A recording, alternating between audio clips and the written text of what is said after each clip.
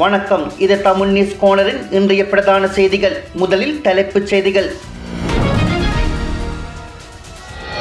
நீதியா இது? பாடல் பாடிய ரப்பர் சிறையில், சிறுமியை துஷ்பிரயோகம் செய்த ரப்பர் வெளியே. நாடாளுமன்றத்தில் வெடித்த கடும் சர்ச்சை.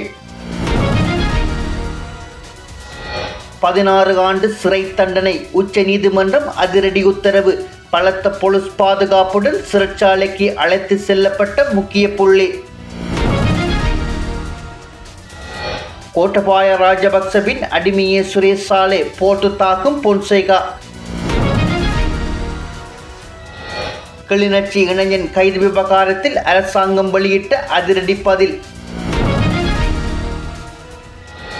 செம்மணியில் அரங்கேறிய பயங்கரம், அடுத்தடுத்து நடந்த சம்பவம், அதிர்ச்சியில் அகழ்வு பணியாளர்கள். முறியும் நட்புறவு, நெதன்யாவுக்கு ட்ரம் விடுத்துள்ள கடும் மிரட்டல். இது போன்ற தொடர்ச்சியான செய்திகளை உடனுக்குடன் அறிந்து கொள்ள எமது தமிழ் நியூஸ் கோனர் சேனலை சப்ஸ்கிரைப் செய்து இணைந்திருங்கள். தொடர்பான விரிவான செய்திகள். கிளிநொச்சியில் பாடல் பாடிய ரப் இசைப்பாடகரை உடனடியாக விடுதலை செய்ய வேண்டும் என்று நாடாளுமன்ற உறுப்பினர் வே. ராதாகிருஷ்ணன் கோரிக்கை விடுத்துள்ளார். நாடாளுமன்றத்தில் தற்போது நடைமுறையில் உள்ள அவசரகால சட்டத்தை மேலும் 1 மாதத்துக்கு நீடிப்பதற்கான விவாதத்தில் கலந்து கொண்டு உரையாற்றிய போதே அவர் இதனை தெரிவித்தார். அவசரகால சட்ட விவகாரத்தில் உரையாற்றிய அவர் வடக்கில் அண்மையில் கைது செய்யப்பட்ட இளம் பாடகரின் விவகாரத்தை குறிப்பிட்டதுடன் பாடல் பாடிய ரப்பர் உள்ளே இருக்கிறார், ஆனால் சிறுமியை சீரழித்த ரப்பர் வெளியே சுதந்திரமாக உலா வருகின்றார் என்று அரசாங்கத்தை விமர்சித்து தனது உரையை முடித்தார். அண்மையில் கிளிநொச்சி பகுதியில் ரப் பாணியிலான பாடலொன்றை சமூக வலைத்தளங்களில் பதிவேற்றிய இளம் பாடகர் ஒருவர் பயங்கரவாத தடுப்பு பிரிவினரால் கைது செய்யப்பட்டிருந்தார். அவர் பாடிய பாடலின் வரிகள் வன்முறையை தூண்டும் வகையிலும் அமைந்திருப்பதாக குற்றம் சாட்டப்பட்டு அவசரகால சட்ட விதிகளின் கீழ் அவர் தடுத்து வைக்கப்பட்டுள்ளார். நாட்டின் பொருளாதாரத்தை சீரழித்து சட்டத்தை மீறிய பெரும் புள்ளிகள் வெளியே சுதந்திரமாக இருக்கும்போது கடத்த சுதந்திரத்தின் கீழ் பாடல் பாடிய ஓர் இளைஞனை அவசரகால சட்டத்தை பயன்படுத்தி சிறையில் அடைத்திருப்பது அநீதியானது என்று சுட்டிக்காட்டியுள்ளார்.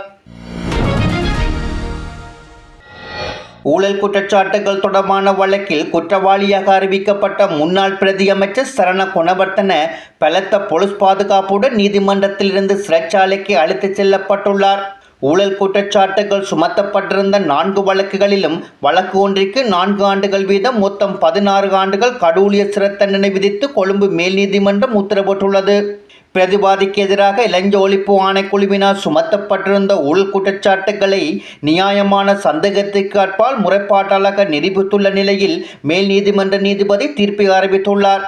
அரசு நிறுவனங்களில் இடம்பெறும் ஊழல்கள் நாட்டின் பொருளாதாரத்திற்கும் பாதிப்பை ஏற்படுத்துவதுடன் பொருளாதாரம் வங்குரோத் அடைவதற்கும் இத்தகைய செயல்கள் வழிவகுத்துள்ளன என தீர்ப்பில் குறிப்பிடப்பட்டுள்ளது. இருப்பினும் இக்குற்றத்தின் தன்மையை கருத்தில் கொள்ளும் போது அரசு நிறுவனங்களில் இடம்பெறும் ஊழல்களை ஊக்கமிழக்கச் செய்வதற்கு ஏதுவான வகையிலான தண்டனை ஒன்றை வழங்க நீதிமன்றம் விதிக்க வேண்டும் என நீதிபதி தெரிவித்துள்ளார். ஊழல் குற்றச்சாட்டுகள் சுமத்தப்பட்டிருந்த 4 வழக்குகளிலும் குற்றவாளியாக காணப்பட்ட முன்னாள் பிரதி அமைச்சர் சரண குணவர்த்தனவுக்கு வழக்கு ஒன்றுக்கு 4 ஆண்டுகள் வீதம் மொத்தம் 16 ஆண்டுகள் கடூழிய சிறை தண்டனை விதித்து கொழும்பு மேல் நீதிமன்றம் உத்தரவிட்டுள்ளது. குற்றப்புலனாய்வு திணைக்களத்தின் காவலில் உள்ள முன்னாள் புலனாய்வு தலைவர் சுரேஷ் சாலே குறித்து தனது கருத்துக்களை தெரிவித்த முன்னாள் இராணுவ தளபதி சரத் பொன்சேகா, சாலே ஒரு இராணுவ அதிகாரி அல்ல, மாறாக கோட்டபாய ராஜபக்சவின் அடிமை என்று தெரிவித்துள்ளார்.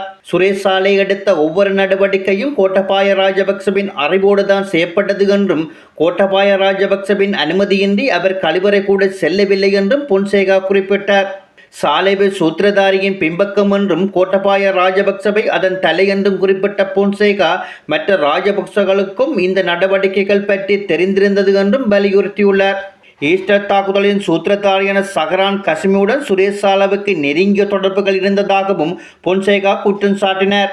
போருக்கு பிந்திய காலத்தில் சஹரான் உட்பட ஆயிரக்கணக்கானவர்களுக்கு சாலே சம்பளம் வழங்கியதாகவும் இந்த பரிவர்த்தனைகள் அனைத்தும் ராஜபக்சகளின் ஆசீர்வாதத்தினுடைய நடந்ததாகவும் அவர் கூறினார். விசாரணையோ குற்றச்சாட்டுகளோ இன்றி தன்னை 8 மாதங்கள் காவலில் வைக்கவும் துன்புறுத்தவும் கோட்டபாய ராஜபக்சவுக்கு சுரேஷ் சாலேவும் அவரது குழுவினருமே அறிவுறுத்தினர் என்று பொன்சேகா நினைவு கூர்ந்தார்.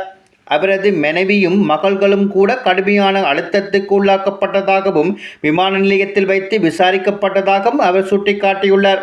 தனது வேதனையான கர்மாவின் பலனாக சாலே தனக்கும் தனது குடும்பத்திற்கும் இழைக்கப்பட்ட அநீதிகளை இன்று எதிர்கொள்ள வேண்டியுள்ளது என்றும் இப்போது சாலைகளின் காலம் வந்துவிட்டது என்றும் அந்த முன்னாள் இராணுவ தளபதி மேலும் கூறினார்.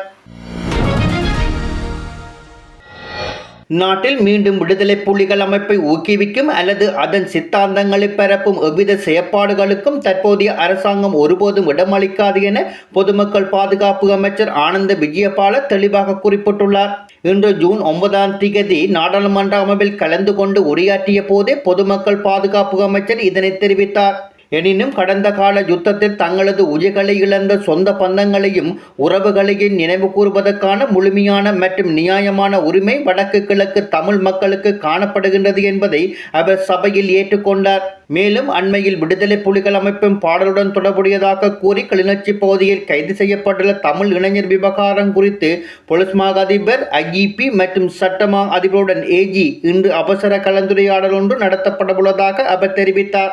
கிளிநொச்சி இளைஞரின் கைது தொடர்பான சட்ட பின்னணிகளும் மற்றும் அதன் தீவிரத்தன்மை குறித்து உயர் அதிகாரியுடன் விரிவாக ஆராயப்பட்ட பின்னர் அந்த இளைஞர் விவகாரத்தில் மிகவும் சாதகமான மற்றும் மனிதாபிமான அடிப்படையில் இறுதி தீர்மானம் ஒன்று மிக விரைவில் எடுக்கப்படும் என பொதுமக்கள் பாதுகாப்பு அமைச்சர் பாராளுமன்றத்தில் உறுதியளித்துள்ளார். யாழ்ப்பாணம் செம்மணி சிந்துபாத்தி மனித புதைகுழி அகழ்வு பணிகள் இன்றைய தினம் 19வது நாளாக யாழ்ப்பாண நீதிமன்ற நீதிவான் S. லெனின்குமார் முன்னிலையில் முன்னெடுக்கப்பட்டன. இன்றைய நாள் வரையிலான அகழ்வு பணிகளின் போது மொத்தம் 318 மனித எலும்பு தொகுதிகள் வெளிப்பட்டுள்ளதாக தெரிவிக்கப்பட்டுள்ளது.